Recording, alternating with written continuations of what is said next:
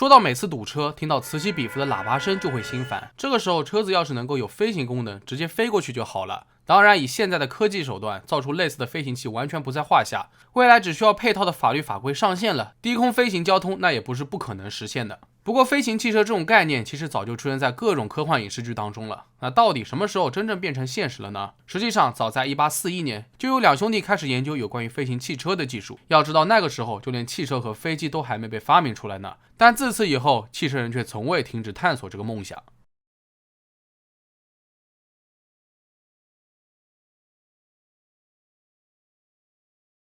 事情的开端，我们得先来了解一下福特平托这款车。这是一款小型汽车，由福特汽车公司于1971年至1980年间在北美制造和销售的。目的是为了对标当年很火的日本小型汽车丰田卡罗拉110和日产达特桑510。当时的福特想推出一款重量低于2000磅的车型，并将其售价不高于$2000。而这台车的开发从构思到交付只用了短短25个月，远超汽车行业的平均周期43个月，这是当时汽车历史上最短的生产时间表。也为此，整台车也的确出现了不少问题。1972年，莉莉格雷驾驶了一辆平托车在加州高速公路的中央车道上抛锚了，该车被一辆50英里每小时时速的车辆从后面追尾，导致油箱起火。格雷在撞击时当场就死亡，而13岁的乘客理查德·格里姆肖被严重烧伤。1978年8月10日，一辆福特平托在印第安纳州公路上被追尾，进而油箱爆炸，导致这台车被烧了个精光，包括车上的青少年更是当场死亡。经过调查，原来这并不是一场简单的交通事故。福特平托这款车自上市以来，就发生过大量类似的起火伤亡事故。事实证明，问题的根源就是油箱设计存在缺陷。更过分的是，原来该公司在明知道汽车存在巨大安全隐患的情况下，还是选择了隐瞒真相。反正大不了出事了赔钱，也比召回全部车辆来的省钱。然而，最令人难以置信的是，安全声誉一度低谷的福特平托竟然还上过天。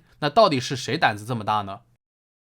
亨利·斯莫林斯出生于1933年，是波兰裔美国人。长大后，他就读于诺斯罗普理工学院航天工程学院，随后便在北美航空公司担任结构工程师，主要负责喷气发动机和飞机的设计。其实一直以来，亨利内心就有一个飞行汽车的梦想，雏形就是把一辆普通的汽车和一架小型飞机进行改装。驾驶员先将汽车开到机场，等待汽车和机身安装完毕，然后从跑道起飞，等安全降落到另一个机场，再把机身从汽车上面拆掉，最后汽车就能够正常开走。当然，一开始很多人都觉得亨利是在天方夜谭，但他并不愿意只做一个空想者。亨利下定决心要把这些构思付诸实现，他不惜辞掉了高薪工作，走上了一条不被众人看好的艰难创业之路。1971年，亨利就开始实施自己的飞行汽车计划。为此，他在加州创立了高级车辆工程师协会 AVE， 专门负责设计和制造飞行汽车。而第一个项目模型就是 AVE Mesa。按照亨利的构思，只需要将塞斯纳337飞机的机翼以及它的推进发动机和一部分机身都安装在福特平托上，就能生产出一款商业上可行的飞行汽车。而且设计目标是不加油的情况下也能够行驶1600公里。到那时，人们就可以驾驶着平托前往机场，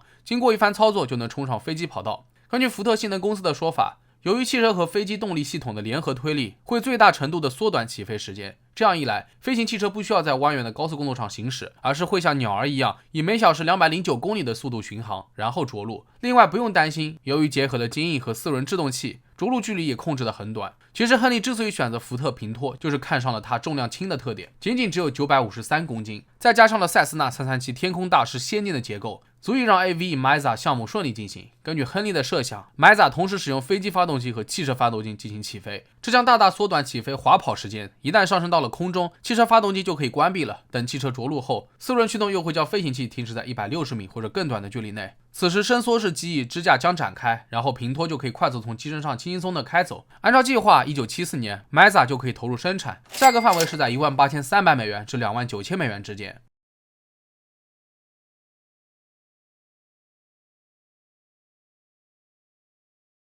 1973年8月26日，在美国加利福尼亚州卡马里奥机场进行了第一次试飞。飞行员查尔斯发现，在飞机右翼支柱底座安装的附件在起飞后不久就发生了故障。由于转动飞机会给零支撑的机翼带来太大的压力，很有可能会将其完全撕裂。因此，查尔斯在最后关头决定把飞机留在豆田中，然后驾驶着受损的汽车拖着机身返回到了机场。虽然试飞失败，但该项目还是引起了巨大的轰动。趁着热度，亨利还举办了新闻发布会，承诺未来会推出一款操作更为简单的飞行汽车，方便女性使用。更重要的是，价格绝对优惠，保证让任何人都能够实现开飞机上天的梦想。转眼就到了9月11日，这是在卡马里奥机场的第2次试飞。由于查尔斯没能参加这次试飞，所以亨利作为马仔的创造者，当仁不让代替了他的位置。不过这里要提一嘴的是，查尔斯拥有相当丰富的飞行经验，他很清楚该如何使机翼负载远离松散的支柱，保持机翼其余部分完好无损，以此来保证良好的结构完整性。但第2次飞行当中的飞行员是亨利以及 AVE 副总裁哈罗德·布莱克，他们的经验水平可就不好说了。在这次的马仔试飞项目中，美国最大的福特经销商之一 Galloping Ford 提供了一辆1972年产的平拖。不过没有人能够打包票，这种交通领域的新创新项目能够顺利起飞，但对于经销商而言，他们至少能够赚到大量的宣传。据说为了试航，平拖车大约进行了40处修改，其中包括了升级转向系统，使飞行员能够通过方向盘来操纵副翼，并通过向后或者向前移动来控制升降舵，还添加了可伸缩的方向舵踏板安装在方向盘下面，以及所有必要的飞行仪表，比如空速和爬升率仪表、高度计、定向陀螺仪、燃油压力表、油门和无线电导航设备，这些也都被安装在了平拖仪表板上。另外，汽车下方用于空气动力学的金属板面板、铝车轮和子午线车轮、盘式制动器、油箱和电池也全部都被重新定位，以及强化后的悬挂来处理所有结构和发动机安装带来的额外重量。在试飞前，亨利与机场经理麦克达成协议，他们会在每次航班起飞前通知麦克，这样方便他向当地的警察和消防员发出警报。可不知为何，亨利当天并没有提前与麦克取得联系。在观察到马仔起飞后，麦克才得知这一消息，赶忙跑到空中控制塔向飞机发送无线电。可当麦克刚靠近塔楼时，就听见了紧急的喇叭声，转头一看，发现远处有一阵浓浓的黑烟，他深感不妙。原来拉响警报的是一名空中交通管制员，他一直在通过双筒望远镜观察马仔。大约在起飞2分钟后，他就看到飞机的右翼折叠了起来，马仔发生了强烈的扭曲，然后不可避免地坠落下去，亨利和哈罗德当场死亡。至于死因是碰撞、烧伤还是吸入烟雾，那就无法确定了。很快，国家运输安全委员会介入调查，原来这一特定版本的 Mazda 存在了好几个重大问题。首先，虽然福特平拖是一款轻型汽车，但在没有乘客和燃料的情况下， Mazda 就已经超过了总重量。根据评估，机身的最大起飞负荷重量为2100公斤。虽然刨去客舱和拉杆，确实能够减少一点点分量，但不要忘了还得增加油箱、飞行员、平拖，这些重量大概也要1000公斤了。其次是飞机设计不佳，零部件容易松动，不良焊接更是直接导致了右翼支柱附件与平拖车身面板相接触失效。据专业人士分析，机翼折叠是因为机翼支柱支撑失效时，飞行员试图转动飞机导致的，最终造成了可怕的坠机。而这一次试飞失败，意味着彻底中断了 Mazda 的飞行汽车项目 ，AVE 协会也被迫关停。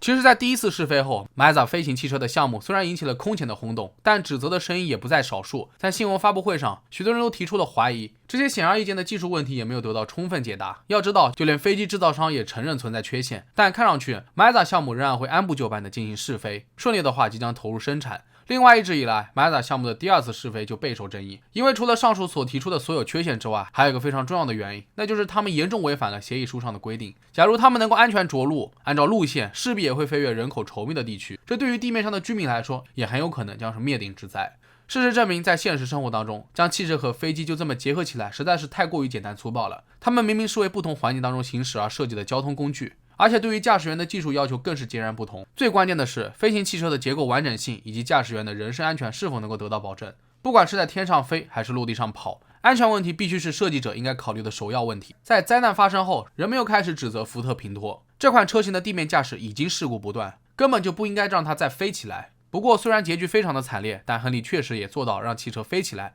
哪怕只是短暂的一小会儿。上百年来，人类对于飞行汽车的探索之路从未停歇，但不光是技术问题、使用环境受限、驾驶员培训标准，还有一系列市场和政策问题。就算到了今天，类似的飞行器确实可以制造出来，但为何迟迟得不到普及？这其中必然存在着许多困难。那么人类到底还需要多久才能绕过这些重重障碍，使飞行汽车真正得到推广呢？那么好了，本期视频到这就结束了。各位觉得飞行汽车会出现在我们的生活当中吗？可以在评论区下方留言。如果觉得视频做还不错的话，也别忘了点赞、收藏和关注。我是郑郑，咱们下期视频再见吧。